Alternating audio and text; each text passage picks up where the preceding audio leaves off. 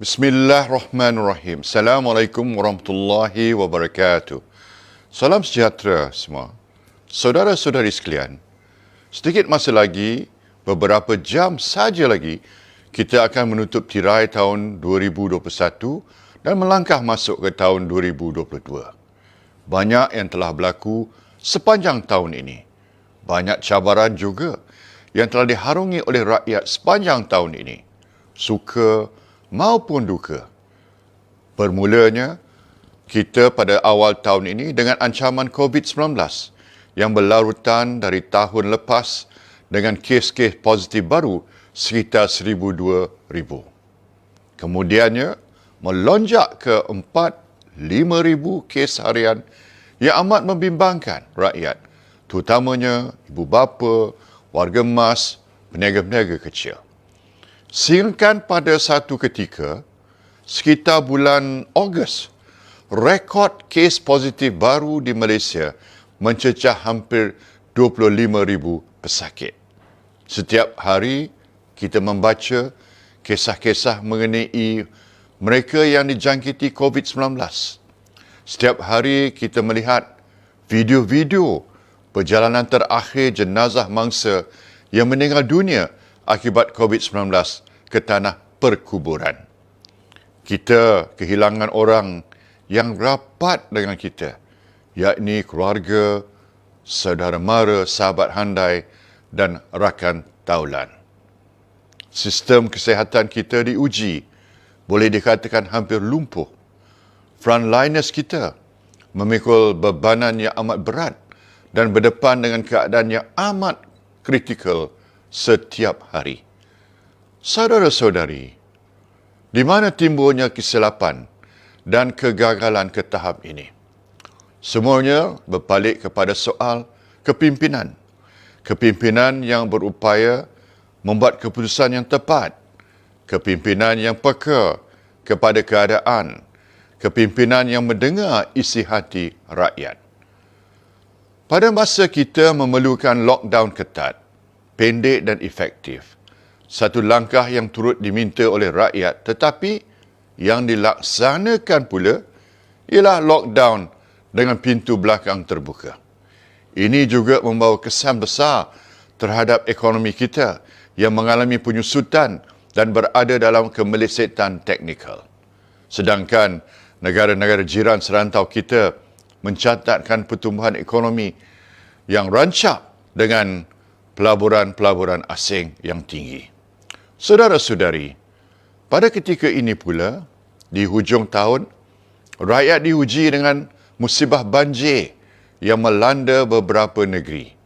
Hujan luar biasa dan berterusan sejak 2 minggu lepas telah mengakibatkan ribuan keluarga terjejas di Selangor dan Lembah Kelang.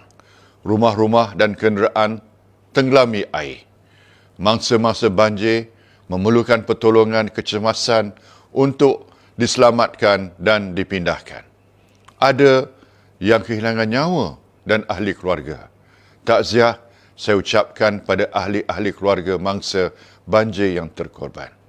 Di negeri-negeri pantai timur, khususnya Pahang dan kawasan saya Pekan juga dilanda banjir akibat musim tengkujuh. Begitu juga di beberapa negeri lain, ada yang turut terkena banjir. Alhamdulillah, setakat ini puluhan ribu mangsa banjir telah selamat ditempatkan di hampir 300 pusat pemindahan sementara di seluruh Pahang. Makanan, minuman, tilam, kain pelikat, diaper, susu, formula, keperluan-keperluan asas lain, malah perubatan juga disediakan. Saya harap semuanya teratur semua okey. Di mana ada kekurangan, maafkan saya dan boleh beritahu kepada saya atau kepada para petugas. Kita akan bantu. Saya juga ingin mengucapkan syabas dan terima kasih kepada para penjawat awam, anggota keselamatan dan sukarelawan yang membantu dalam pelaksanaan gerak kerja kita di Pahang, khususnya Pekan.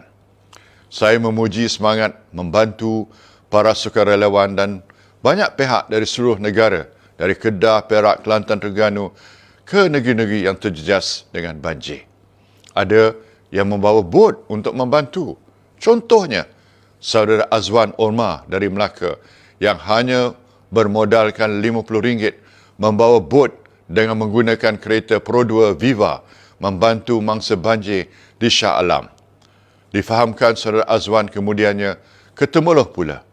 Inilah gerak kerja dan persefahaman kita yang baik bersama dengan perkhidmatan awam dan wakil-wakil masyarakat. We work together, we work as a team, sama-sama selesaikan masalah rakyat. Saudara-saudari, dalam setiap krisis, sudah tentu akan ada kelemahan. Sudah tentu akan ada kesilapan. Sudah tentu ada ruang penambahbaikan. Pengurusan krisis tidak mudah.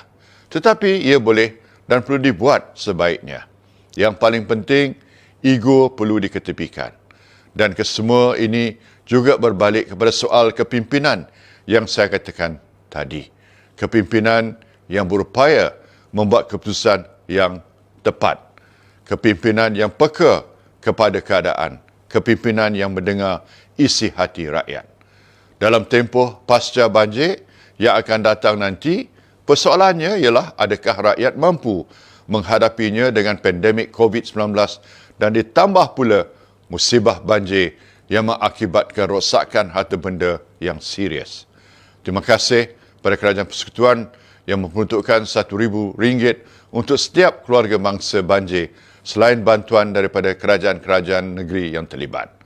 Juga agensi-agensi seperti lembaga zakat dan pihak swasta yang membantu meringankan beban mangsa-mangsa banjir. Jika kerajaan ada kemampuan, saya berharap agar dipertimbangkan untuk ditambah sedikit lagi memandangkan kerugian yang dialami mangsa banjir amat tinggi. Ramai memerlukan pertolongan, bantulah rakyat untuk berdiri semula. Rakyat tidak meminta banyak. Rakyat cuma meminta dibantu untuk membina semula kehidupan mereka. We need to help our fellow Malaysians to stand up again. Saudara-saudari, saya dan keluarga ingin mengucapkan selamat tahun baru 2022 kepada semua rakyat Malaysia. Semoga kita semua sentiasa dalam keadaan sehat dan diberkati, dimurahkan rezeki dan tabah menghadapi segala cabaran yang mendatang. Wassalamualaikum warahmatullahi wabarakatuh.